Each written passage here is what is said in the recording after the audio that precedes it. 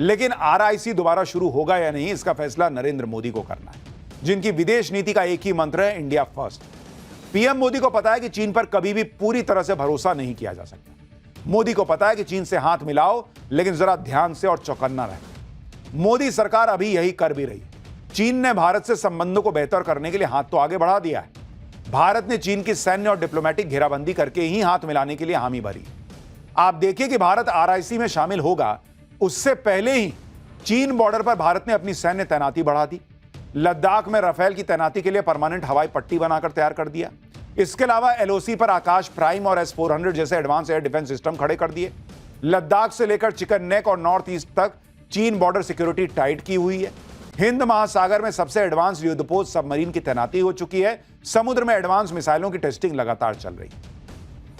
यानी भारत चीन से अगर दोस्ती करने की दिशा में बढ़ने का भी सोच रहा है, तो भाई जैसे फिल्मों में नहीं दिखाता है कि आप मिलने भी गए ऐसे आदमी से जिस पर भरोसा नहीं किया जा सकता है, तो पूरा 4 ठो खोस के गए, वैसे ही भारत ने तैयारी की हुई है कि पूरा एकदम तैयारी कर दो, चीन को पता रहे कि धोखा देना बहुत मुश्किल है। यह मोदी सरकार की विदेश नीति का दम है कि जो चीन हमेशा पाकिस्तान की साइड लेता था, वो भारत की तरफ दोस्ती का हाथ बढ़ा रहा है। अंतर्राष्ट्रीय डिप्लोमेसी में बड़े देशों के बीच संबंधों का बेहतर होना हमेशा तनातनी से बेहतर होता है। भारत चीन को लेकर उसी दिशा में आगे बढ़ रहा है। पिछले साल अक्टूबर में पीएम मोदी और चीन के राष्ट्रपति शी जिनपिंग ने रूस में ब्रिक्स सम्मेलन के दौरान मुलाकात की थी। गलवान संघर्ष के बाद यह मोदी और शी जिनपिंग की पहली द्विपक्षीय बैठक। इसके बाद पिछले महीने यानी जून में रक्षा मंत्री राजनाथ सिंह और एनएसए अजीत डोभाल चीन गए, एससीओ की बैठक में हिस्सा लिया। अभी 13 जुलाई को ही भारत के विदेश मंत्री एस जयशंकर ने चीन की यात्रा की थी, जहां उन्होंने शी जिनपिंग समेत कई बड़े मंत्रियों के साथ बैठक की थी। अब कुछ लोग पूछ रहे हैं कि चीन के साथ हाथ मिला ही क्यों रहे हो, लेकिन वो ये नहीं देख रहे कि चीन ने भारत की शर्तों पर हाथ मिलाने की शुरुआत की। चीन ने पहलगाम आतंकी हमले की निंदा की, आतंकवाद के खिलाफ भारत का साथ देने का भरोसा दिया। एलएसी पर देप्सांग और डेमचोक जैसे विवादित इलाकों से अपनी सेना को पीछे हटाया। 6 साल बाद मानसरोवर यात्रा दोबारा शुरू हुई है। जब चीन भारत से दोस्ती करने के लिए कई कदम उठा रहा है और उठा चुका है, तब भारत ने भी एक कदम आगे बढ़ाया। भारत सरकार अब चीनी पर्यटकों को फिर से वीजा देने जा रही है। भारत 5 साल बाद यह सेवा फिर से शुरू करेगा। जून 2020 में हुए गलवान संघर्ष के बाद चीनी पर्यटकों पर बैन लगा दिया गया था। अब चीन के पर्यटकों के लिए 24 जुलाई से भारतीय वीजा सर्विस दोबारा शुरू होगी। यानी भारत बहुत फूंक फूंक के कदम आगे बढ़ा रहा है। भारत चीन के साथ रिश्तों को रीसेट तो करना चाहता है, लेकिन बहुत ध्यान से, क्योंकि दोनों का आपसी क्लैश भी तो है ना भाई। एक तो चीन पर भरोसा नहीं कर सकते, दूसरा भारत फास्टेस्ट ग्रोइंग इकोनॉमी है दुनिया में। तो चीन तो मतलब कितनी दोस्ती निभा पाएगा, कैसे दोनों कॉम्पिटिटर हैं तो साथ चलेंगे, ये एक सवाल तो रहता ही है। और चीन पे आंख मूंद के भरोसा किया भी नहीं जा सकता। प्रधानमंत्री मोदी की डिप्लोमेसी का दम देखिए। जो देश चीन के इशारे पर नाचते थे, वो भी आज फिर से भारत के साथ दोस्ती करने के लिए बेचैन है। पीएम मोदी मालदीव को पटरी पर ला चुके हैं, श्रीलंका के साथ भारत के संबंधों को मजबूत किया है और सदियों से दोस्त रहे नेपाल के साथ रिश्तों को भी नई दिशा दी है। ये तीनों वो देश हैं जहां भारत के दुश्मनों के इशारे पर पिछले कुछ सालों में एंटी इंडिया नैरेटिव सेट करने की पूरी कोशिश की है। कहा गया कि ये देश भारत से दूरी बनाकर चीन के नजदीक जा रहे हैं। लेकिन जो लोग नरेंद्र मोदी की डिप्लोमेसी पर सवाल उठाते हैं, वो देखें कि एंटी इंडिया नैरेटिव की कैसे हवा निकाल दी गई। और जो लोग भारत विरोधी माहौल बना रहे थे, वो अब भारत और पीएम मोदी का गुणगान गा रहे हैं। अब मालदीव को ही देखिए। 2 साल पहले जब मालदीव में सत्ता परिवर्तन हुआ, तो उसने चीन के इशारे पर भारत को तेवर दिखाने की कोशिश की और दोनों देशों के बीच तनातनी उस वक्त और बढ़ गई जब पीएम मोदी के लक्षद्वीप दौरे की तस्वीरें सोशल मीडिया पर वायरल हुई। इन तस्वीरों को लेकर मालदीव के नेता और मंत्रियों ने पीएम मोदी के खिलाफ खूब बयानबाजी की। लेकिन जब भारत के लोगों ने मालदीव के टूरिज्म का बॉयकॉट करना शुरू किया, तो मालदीव की पहले से डगमगा रही इकोनॉमी की हालत और खराब हो गई। क्योंकि मालदीव के टूरिज्म का सबसे बड़ा हिस्सा भारत से पहुंचने वाले पर्यटकों का है। इससे मालदीव लाइन पर आ गया। तो जो लोग पूछ रहे थे कि नरेंद्र मोदी ने एक फोटो खिंचवा लिया तो क्या हो गया, भाई फोटो ऐसा खिंचवाया कि पूरी फिल्म पलट गई है। पुराने रिश्तों का हवाला देकर अब भारत से मदद की गुहार लगा रहे हैं मोइजू।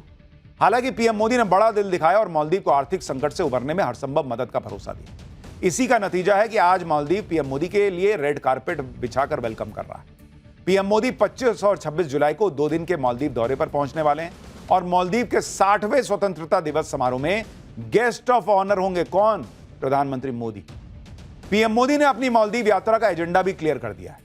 पीएम मोदी ने मालदीव के दौरे को लेकर ट्वीट किया। और लिखा कि यह साल दोनों देशों के बीच राजनयिक संबंधों की शुरुआत की 60वीं वर्षगांठ मना रहा है। वो राष्ट्रपति मोइजू और दूसरे पॉलिटिकल लीडरशिप के साथ अपनी बैठकों का इंतजार कर रहे हैं ताकि आर्थिक और समुद्री सुरक्षा पर साझेदारी के ज्वाइंट विजन को आगे बढ़ाया जा सके और हिंद महासागर क्षेत्र में शांति, समृद्धि और स्थिरता के लिए आपसी सहयोग को मजबूत किया जा सके। यानी भारत लगातार मजबूत होता जा रहा है, लेकिन राहुल गांधी, इंडी गठबंधन, वो पिछले 11 साल से यही साबित करने में लगे हैं कि नरेंद्र मोदी की विदेश नीति फेल है और चुनाव में खुद फेल हो जाते हैं ये सब कर। खैर, इस देश में ना तो फर्जी नैरेटिव चलता है, ना फर्जी बाड़ा। और पाठशाला में अगला चैप्टर आपको देखना चाहिए। दुनिया में जो देश ही नहीं है उसका दूतावास खोलकर ठगने वाले महाठगों का हैरान कर देने वाला चैप्टर खोल रहा हूं। ठगी के दुनिया के वो बंटी बबली जिनके किस्से सुनकर पैरों तले जमीन निकल जाएगी, आज आपको देखना चाहिए। दुनिया ठगों और फर्जीवाड़ा करने वालों से भरी पड़ी है बॉस।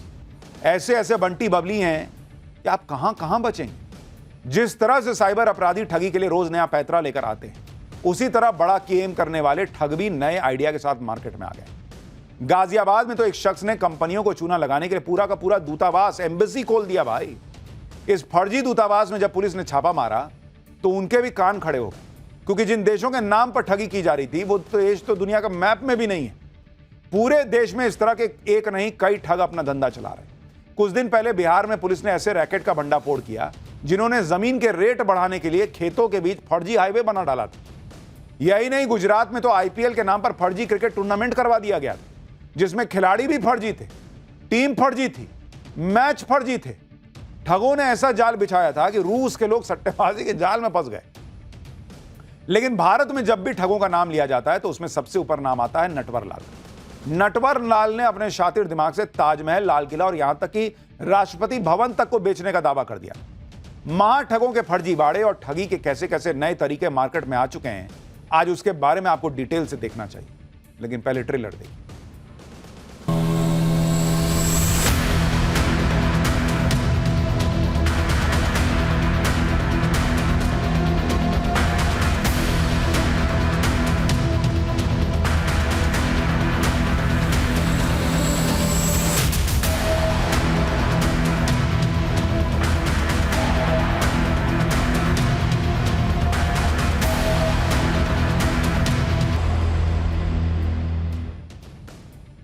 देश भर में हुए ठगी के कारनामों की लिस्ट बहुत लंबी, लेकिन सबसे पहले बात दिल्ली से सटे गाजियाबाद की, जहां यूपी एसटीएफ ने अवैध रूप से चल रहे फर्जी दूतावास का भंडाफोड़ किया और इस पूरे फर्जीवाड़े को ऑपरेट करने वाले आरोपी हर्षवर्धन जैन को धर दबोचा। पुलिस गिरफ्त में आने के बाद आरोपी हर्षवर्धन जैन की हवाइयां उड़ गई, लेकिन कुछ देर पहले तक यही शख्स खुद को कई देशों का डिप्लोमेट बता रहा था और पुलिस वालों पर रौब झाड़ रहा था। इसके कारनामे सुनेंगे तो आप हैरान रह जाएंगे। आरोपी हर्षवर्धन जैन के पास से 4 लग्जरी कार बरामद हुई है। खास बात यह है कि चारों कार पर डिप्लोमेट नंबर थे।